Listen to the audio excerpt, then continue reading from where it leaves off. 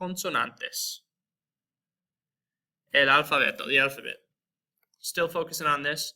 Letras especiales, special characters, sometimes by themselves and at other times with other combined letters, make unique sounds. So, for example, we have the C. The C in Spanish generally is going to, we have the hard C before A, O, or U, like the C in can. So we have words like casa or comer. So anytime you have an A, O, or a U, A, O, O, U, después de la C, after the C, you're going to have k, k. So like casa, comer, like I said. However, there's a soft C sound in Spanish, kind of like there is in English, like the word city. If you have the word city in Spanish, ciudad. So before an E or an I, it's going to be like the C in cent. Kind of the same rule as in English. You have ciudad, círculo. So that's going to be the soft C sound in Spanish. So we have two sounds depending what vowel is following that consonant. The CH, it's basically the same as English. It's that CH sound. However, unlike in English, the Spanish CH is always going to be pronounced in the same way. So it's always going to be that ch, ch.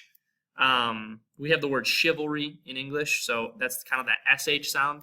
That's the CH also makes, but in Spanish we don't have that. It's always going to be the ch, like chicken, right? So Chico, Chancho means boy, and piggy. The G, we have the hard G again before A, O, or U, kind of like the C. That'll be like the G sound in the word get. So we have like gato, cat, gorra, hat. So you can hear the vowels and you can hear the hard G pronunciation. We also have a soft G before E and I, kind of like the C. That's going to actually be our H sound in English. So we have words like gigante. So you can hear that first G is the soft G. It's that kind of like an H. The second one, since there's an A following it, is like the hard G. So we have gigante. And we have words like gente. So it's just like an H. The H in Spanish, they don't even use. So it's always silent. It's a pretty easy one to pronounce. So like in a word like this, you're going to start with that I. And as we remember from the vowels, I is going to make like that double E sound in feet. So you're looking at historia, historia. And then you have, this isn't hola, right? It's hola because the H is completely silent. J is also going to make our H sound in English. So you have words like jugo or juguete or juego. Jugo means juice, and you can hear that's that H sound in English, kind of just like the G. So K is borrowed from English. It's going to be pronounced just like the K, just like we have it in English. So like that hard C. So we have kilogramo, kilogramo. Double L. So our double L sound in Spanish is going to actually make a Y sound. So when you combine two L's back to back, you end up with a similar sound like the Y. So we have words like, this wouldn't be lave, right? It'd be llave. Or we have like calle. So it's not cali or cale, it's calle. The ñ is a special character that I'm sure you guys saw in the little song video that I put up. So that's going to have that ñ. So like a NY sound, kind of like in the word canyon. So we have words like niño, piña, right? So that's going to have that NY, that ñ sound. The Q, they're very limited, but it's generally going to be followed by a U, and the U is always silent, and that's going to make our hard C sound the same as the K, the same as the hard C. So like, I'm sure you guys have heard this word before.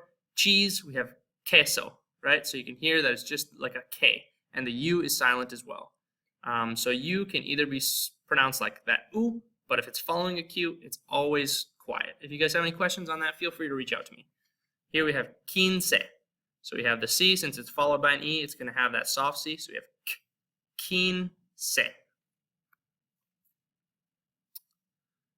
The R, or the double R, I should say, there's going to be extra emphasis when there's double R. So generally, the R isn't going to have an R sound. It's going to sound more like a D to us. So if we had like the word pero, let's say P-E-R-O, it would be just pedo, right? That's the way it sounds to us. This is going to have that rolled R. If you guys can do it like perro, perro, or carro. In Costa Rica, they actually pronounce it just like we do here in the United States. So it'd be like perro or carro. But if you want to pronounce it like a true Espanol, it would be perro or carro. So practice that tongue rolling. Our V, there's no difference between the English B and the English V sound in Spanish. So it sounds just like a B, basically. So we have words like valor, bella. So you can hear it just sounds just like the B in boy. Valor and bella.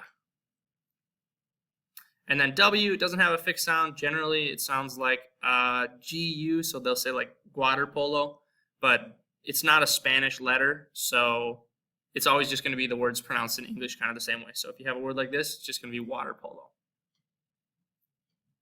And we have the X that has 3 separate sounds. It's got our KS sound in English, kind of just how we would say the word exam. So you can hear here you have like examen, and you can hear the difference in the vowels as well, like men. So you have the A in car, like examen, and that's that KS sound with the X there. The second is pronounced like the letter H, and it's reserved for certain words that are derived from them. So we have like Mexico, mexicano. So it's just like that H. So as of right now, we have 3 letters for the word H in English. And then the last one is just for proper nouns. So you have stuff like xitle, xela, my favorite, xcalacoco. And these are generally derived from Aztecan words in Mexico. Xcalacoco means chill and cool. So that's a good one. And then the last one, just our Z, which is zeta in Spanish. It's going to be pronounced like an S. So we have zapato, cebra, zapato, and cebra.